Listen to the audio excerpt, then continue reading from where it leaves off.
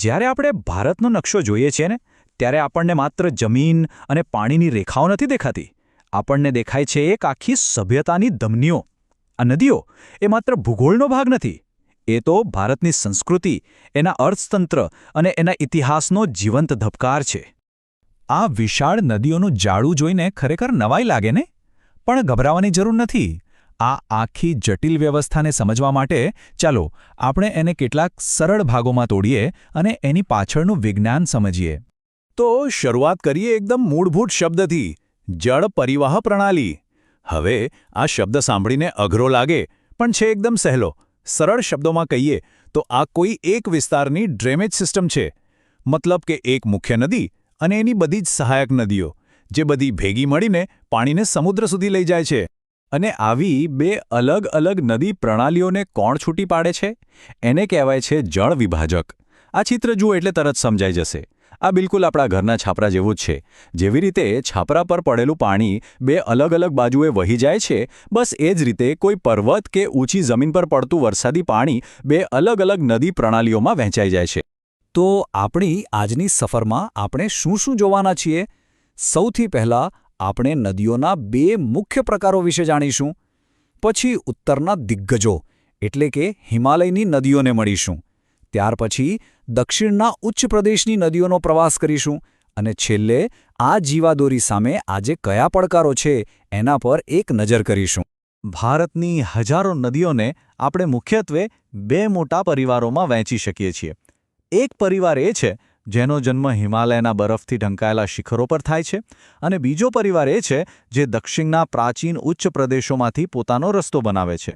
અને આ બંને પરિવારોનો સ્વભાવ છે ને, એ એકબીજાથી સાવ અલગ છે.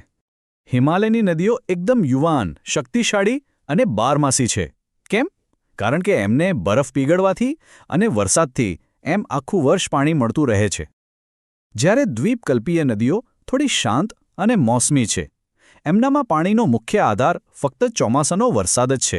તો ચાલો હવે શરૂઆત કરીએ હિમાલયના ખોળામાં જન્મ લેતી એ 3 મહાન નદી પ્રણાલીઓથી, જેમણે ઉત્તર ભારતના વિશાળ મેદાનોને જીવન આપ્યું છે અને સમૃદ્ધ બનાવ્યા છે. અને એમાં સૌથી પહેલું નામ આવે છે સિંધુ નદીનું. અહીં નકશા પર એની ભવ્ય યાત્રા તો જુઓ. તિબેટમાં આવેલા માનસરોવર પાસેથી નીકળી લદ્દાખના પહાડી પ્રદેશમાંથી પસાર થઈ એ પાકિસ્તાનમાં પ્રવેશે છે અને અંતે અરબી સમુદ્રમાં ભળી જાય છે. પણ સિંધુ એકલી નથી હો. એને સાથ આપવા માટે એની 5 બહેનો પણ છે: ઝેલમ, ચિનાબ, રાવી, બિયાસ અને સતલુજ. આ બધી નદીઓ મળીને જ પંજાબ એટલે કે 5 નદીઓની ભૂમિને જીવન આપે છે. અને એની લંબાઈ કેટલી છે ખબર છે? પૂરા 2900 કિલોમીટર. મતલબ કે લગભગ ભારતના એક છેડાથી બીજા છેડા જેટલું અંતર. આના પરથી જ એની વિશાળતાનો અંદાજ આવી જ જાય. હવે વાત કરીએ ભારતની સૌથી પવિત્ર અને સૌથી મોટી નદી પ્રણાલીની. હા, ગંગા નદીની. ગંગા આપણા માટે ખાલી એક નદી નથી. એ તો કરોડો લોકોની આસ્થા છે, સંસ્કૃતિ છે અને જીવનનું પ્રતીક છે. એની શરૂઆત થાય છે ગંગોત્રી ગ્લેશિયરમાંથી, ભાગીરથી નામે.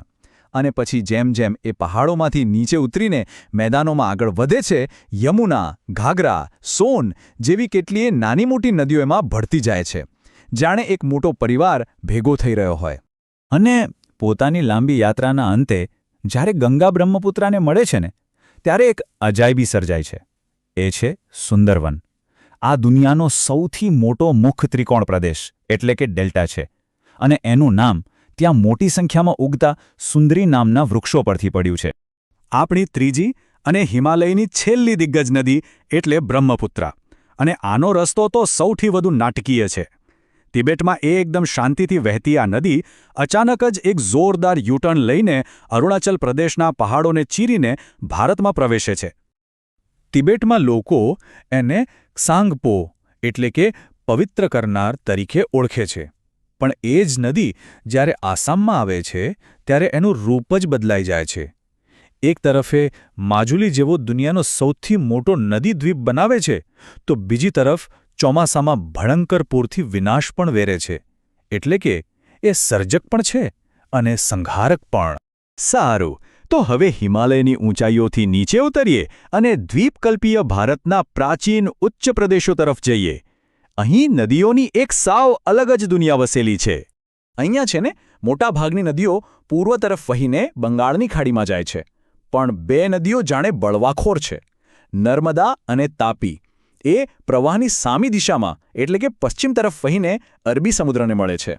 અને મજાની વાત એ છે કે આ બંને નદીઓ ઊંડી ફાટ ખીણોમાંથી પસાર થાય છે અને લગભગ એકબીજાને સમાંતર વહે છે, જાણે પહાડોએ એમના માટે ખાસ રસ્તો બનાવી આપ્યો હોય. એમની આ પશ્ચિમ તરફની યાત્રા જ એમને બાકીની નદીઓથી અલગ પાડે છે. અને હવે વાત કરીએ પૂર્વ તરફ વહેતી નદીઓની. આમાં મુખ્ય છે ગોદાવરી, મહાનદી, કૃષ્ણા અને કાવેરી. આ બધી નદીઓ પશ્ચિમ ઘાટમાંથી નીકળીને આખા દક્ષિણના ઉચ્ચ પ્રદેશને પાર કરે છે અને અંતે બંગાળની ખાડીમાં ભળી જાય છે, જ્યાં એ ફળદ્રુપ ડેલ્ટા બનાવે છે. પણ આ બધી નદીઓમાં ગોદાવરીનું સ્થાન સૌથી ખાસ છે. કેમ? કારણ કે એ દ્વીપકલ્પીય ભારતની સૌથી લાંબી નદી છે. એની આ વિશાળતા અને મહત્વને કારણે જ એને પ્રેમથી દક્ષિણ ગંગાનું બિરુદ આપવામાં આવ્યું છે. તો આપણે નદીઓ ક્યાંથી નીકળે છે અને ક્યાં જાય છે એ તો સમજી લીધું. પણ હવે સૌથી અગત્યનો સવાલ, આ નદીઓ આપણા માટે શું છે અને આપણો એમની સાથેનો સંબંધ કેવો છે? આપણે નદીઓને લોકમાતા કહીએ છીએ અને એ કંઈ અમસ્તું નથી કહેતા. આ નદીઓએ આપણને પીવાનું પાણી આપ્યું, આપણા ખેતરોને સિંચ્યા, વ્યાપાર માટે રસ્તા ખોલી આપ્યા. આપણી મહાન સંસ્કૃતિઓનો જન્મ એમના કિનારે જ થયો. આપણા મોટાભાગના મોટા શહેરો, દિલ્હી હોય, કોલકાતા હોય કે પછી આપણું અમદાવાદ, એ પણ તો આ માતાઓના ખોળામાં જ વિકસ્યા છે. પણ જે માતાએ આપણને આટલું બધું આપ્યું, એની આજે શું હાલત છે? આપણે આપણા શહેરોની બધી જ ગંદકી, ફેક્ટરીઓનું ઝેરી પાણી, બધું જ સીધું આ નદીઓમાં ઠાલવી રહ્યા છે. જે નદીઓ જીવન આપતી હતી, એનું જીવન આજે આપણા કારણે સંકટમાં છે. તો વિચારવાનો વિષય એ છે કે જે નદીઓએ સદીઓથી આપણી સંસ્કૃતિનું પાલન પોષણ કર્યું, જેણે આપણને જીવન આપ્યું, એના બદલામાં આપણે એને શું આપી રહ્યા છીએ? શું પ્રદૂષણ અને મૃત્યુ? આ એક એવો સવાલ છે જેનો જવાબ આપણે બધાએ સાથે મળીને શોધવો પડશે. ચાલો આજે આપણે ભારતની એ વિશાળ અને જીવાદોરી સમાન નદી પ્રણાલીઓની એક સફર કરીએ. તેમના બર્ફીલા ઉદ્ભવ સ્થાનથી લઈને વિશાળ સમુદ્ર સુધી આ નદીઓની આખી કહાણી સમજીએ. તો આજના આ વિશ્લેષણમાં આપણે શું જોવાના છીએ? સૌથી પહેલાં તો આપણે એ મૂળભૂત ખ્યાલોને સમજીશું જે ભારતની ભૂગોળને આકાર આપે છે. પછી હિમાલય અને દ્વીપકલ્પની એમ બે મુખ્ય નદી જૂથોની સફર કરીશું. દેશના સરોવરો વિશે જાણીશું અને છેલ્લે આધુનિક ભારતમાં આ જળસ્ત્રોતોની શું ભૂમિકા છે તેના પર એક નજર નાખીશું. તો ચાલો શરૂઆત કરીએ.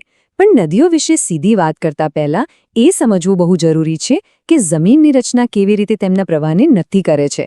કારણ કે નદીઓ મનફાવે તેમ નથી વહેતી, જમીનનો આકાર જ તેમને દિશા આપે છે. આ આખી વાત શરૂ થાય છે જળ વિભાજકથી. હવે આ જળ વિભાજક એટલે શું? સમજો કે એ એક કુદરતી દિવાલ જેવું છે, જેમ કે કોઈ પર્વત કે ઉચ્ચ પ્રદેશ. આ જ નક્કી કરે છે કે વરસાદનું એક ટીપું પૂર્વ તરફ જશે કે પશ્ચિમ તરફ, અને આખરે કઈ નદીમાં ભળશે. અને આ જળ વિભાજકને કારણે જ બને છે એક જળ પરિવાહ પ્રણાલી. સાદી ભાષામાં કહીએ તો એક મુખ્ય નદી અને એને મળતી નાની મોટી સહાયક નદીઓનું આખું નેટવર્ક. આ આખા વિસ્તારને એ નદીનો નદી બેસિન કહેવાય છે. અને ભારતમાં આના કારણે મુખ્યત્વે બે સાવ અલગ પ્રકારની નદી પ્રણાલીઓ જોવા મળે છે. એક છે હિમાલયની નદીઓ, જે 12 માસી છે, મતલબ કે આખું વર્ષ વહે છે, કારણ કે એમને વરસાદ ઉપરાંત બરફ પીગળવાથી પણ પાણી મળે છે. અને બીજી છે દ્વિપલ્કીય નદીઓ, જે મોસમી છે, એટલે કે મોટે ભાગે ચોમાસાના વરસાદ પર જ આધાર રાખે છે. ખબર છે, આ નદી પ્રણાલીઓ જમીન પર જાણે કે કોઈ કલાકારે ચિત્રકામ કર્યું હોય એવી અલગ અલગ પેટર્ન બનાવે છે. ક્યાંક ઝાડની ડાળીઓ જેવી ફેલાયેલી દેખાય તો ક્યાંક એકબીજાને સમાંતર વહેતી હોય. આ બધું જમીનનો ઢોળાવ અને નીચે કેવા પ્રકારના ખડકો છે તેના પર નિર્ભર કરે છે. તો ચાલો હવે આપણી સફરની શરૂઆત કરીએ પહેલા મુખ્ય જૂથથી, એટલે કે હિમાલયના એ ઊંચા બર્ફીલા શિખરોમાંથી નીકળતી નદીઓથી. અને એમાં સૌથી પહેલું નામ આવે છે સિંધુ નદી પ્રણાલીનું. એનું ઉદ્ભવ સ્થાન છે તિબેટમાં માનસરોવર સરોવર પાસે. ત્યાંથી નીકળીને એ હિમાલયના પહાડોને ચીરીને ભારતમાં પ્રવેશે છે અને પછી દક્ષિણ તરફ વળીને પાકિસ્તાનમાં જતી રહે છે. લગભગ 2900 કિલોમીટર. વિચાર કરો કેટલી લાંબી હશે. આ દુનિયાની સૌથી લાંબી નદીઓમાંની એક ગણાય છે. આ આંકડો જ એની વિશાળતાનો પરિચય કરાવે છે. હવે વાત કરીએ ગંગા નદીની. કદાચ સાંસ્કૃતિક અને આર્થિક રીતે ભારતની સૌથી મહત્વની નદી. એનો ઉદ્ભવ ગંગોત્રી હિમનદીમાંથી થાય છે અને યમુના, ઘાઘરા, ગંડક જેવી અનેક નદીઓ અને રસ્તામાં મળે છે. એનો જે બેસિન છે એટલે કે એના પ્રવાહનો વિસ્તાર એ એટલો વિશાળ અને ફળદ્રુપ છે કે કરોડો લોકોને જીવન આપે છે. આ એકદમ સ્પષ્ટ ઉદાહરણ છે કે કેવી રીતે નદીઓ અને માનવ વસાહત એકબીજા સાથે સદીઓથી જોડાયેલા છે. અને હિમાલયની આ ત્રિપુટીની ત્રીજી અને મહત્વની નદી એટલે બ્રહ્મપુત્રા. એ પણ તિબેટમાંથી જ નીકળે છે, જ્યાં સાંગપો નામે ઓળખાય છે, પણ પછી પૂર્વ તરફ વહીને એકદમ નાટકીય રીતે યુ-ટર્ન લઈને ભારતના અરુણાચલ પ્રદેશમાં પ્રવેશે છે. સારું, તો હિમાલયથી હવે આપણે દક્ષિણ તરફ મુસાફરી કરીએ, દ્વીપકલ્પીય ભારતના પ્રાચીન ઉચ્ચ પ્રદેશો તરફ. અહીંની નદીઓની વાત જ કંઈક અલગ છે.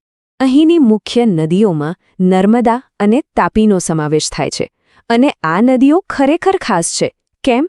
કારણ કે મોટાભાગની નદીઓથી વિપરીત આ પશ્ચિમ દિશામાં વહીને અરબી સમુદ્રને મળે છે. જો કે મોટાભાગની દ્વીપકલ્પીય નદીઓ પૂર્વ તરફ જ વહે છે અને બંગાળની ખાડીમાં ભળી જાય છે. આમાં સૌથી મોટી છે ગોદાવરી, જે લગભગ 1500 કિલોમીટર લાંબી છે અને એ એટલી વિશાળ છે કે એને દક્ષિણ ગંગા તરીકે પણ ઓળખવામાં આવે છે. નદીઓની વાત તો કરી, પણ ભારત માત્ર વહેતા પાણીનો જ દેશ નથી.